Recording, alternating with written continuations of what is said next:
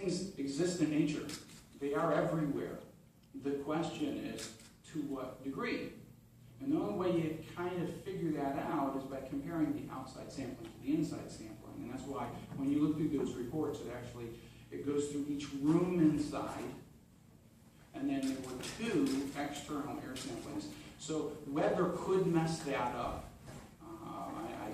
I mean, look at the weather next week. I'm hoping that doesn't mess us up. But the fact is I can't control that. That way you have a control outside and inside. Yes. Sample of the 2. Yes. Now, is there any other workplace exposures or non-workplace exposures for these workers that tested positive that should be also at some point checked? You know, that's a good question. And I'm gonna answer.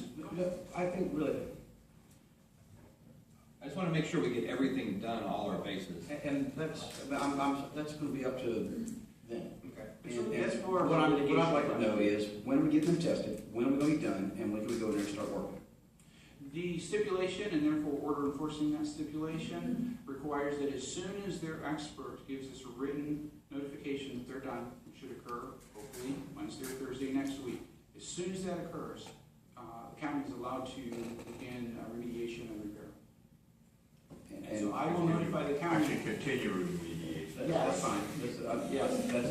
As soon as I get that, I will notify the county. And I think that's the important thing to state here. I think we're all frustrated by how long this has taken, obviously. But the good news is 8 or 9 days from today, the testing should be done.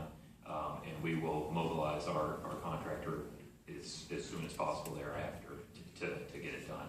And they will be using proper methods and all that stuff. We're going to have a mold remediation specialist, licensed mold remediation specialist, advising them on the practices. We're also going to bring AMET back in, as they recommended in their report, to do air quality testing after the repairs have been done.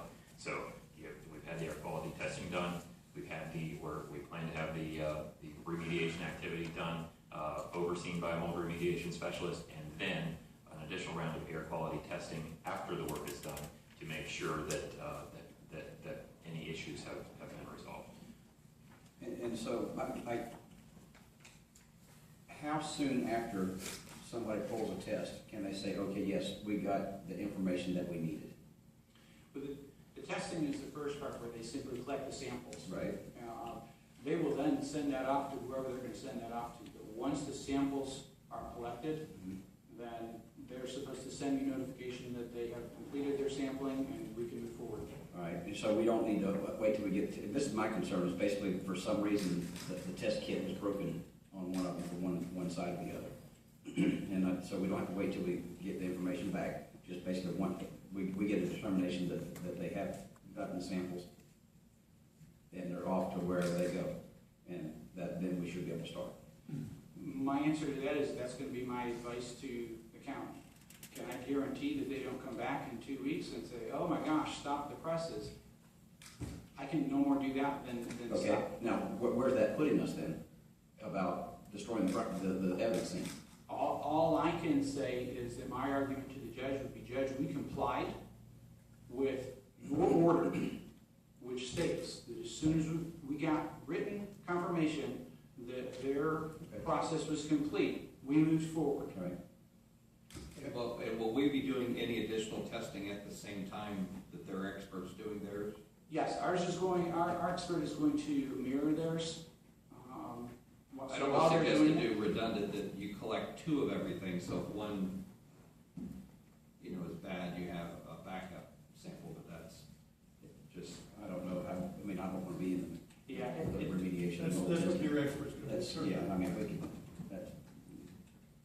and then once we get the process to go ahead, each of these stations in question, how many of them have contract services, or do we have under contract services at which stations? And then do they have a number of days work schedule that if we told them, hey, you can start next Friday, can we add an expedite to work overtime or through the weekend or whatever to?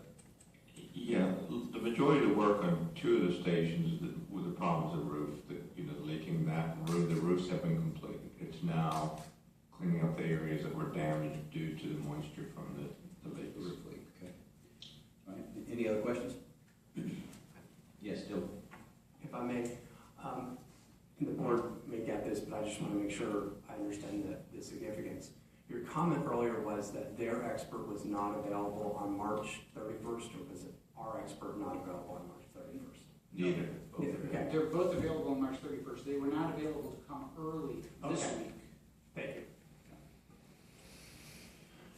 And just, if anybody would like one, I've got, I don't know if the public has these, but if y'all would like one, you can have mine. So back to the question, we have under contract services to do remediation work at 1, 7, 10, and 11, or no? We And have, two of them have the new roof. we have contract services has been contracted to do the work at stations 10 and 11. Those two stations had roof leaks. We had those fixed last year. They were completed about November, December time period. On both of those stations, contract services started the work in December. They stopped in accordance with the direction. That's who would complete the work. I don't anticipate it would take a long time. If there's a need to expedite it, we've certainly conveyed our eagerness and the urgency to get this work done. If there's something that's needed, we can have them expedite that work.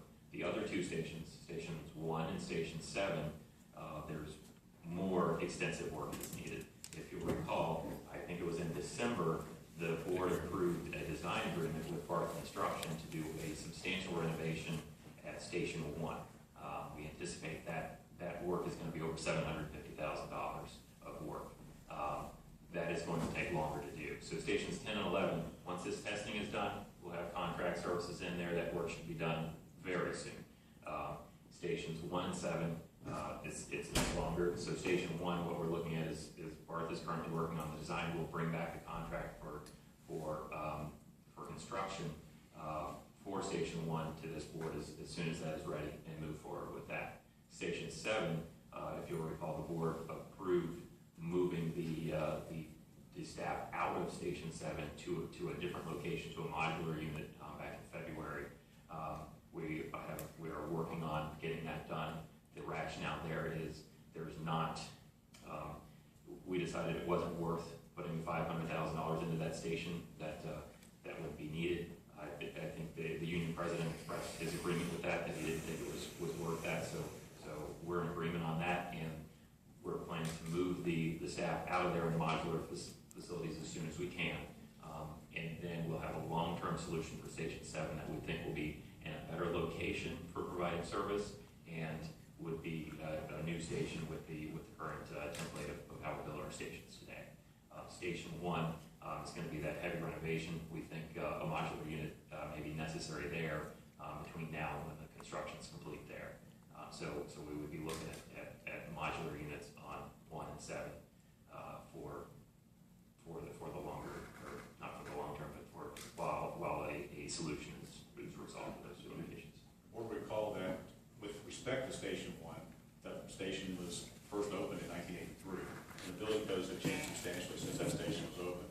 In the CIE, we have $750,000 for that project. You're helping us march through that project, but the major upgrades would include ADA bathrooms, the ingress, egress ramps, and those kinds of things. We're not building the original station, so I think that a mantra may be necessary there, but I'm agreeing with Jason. I think that we can get through stations 10 and 11 reasonably quickly, perhaps faster doing the renovations that are necessary.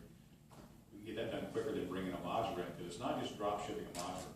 I have to get electricity, I have to get utilities hooked up to it. It's not just a drop ship, it's much more complex. And so I think that we can work around those, but I know that I'm not standing alone here, but I'm telling you that there's nobody wants this project done more quickly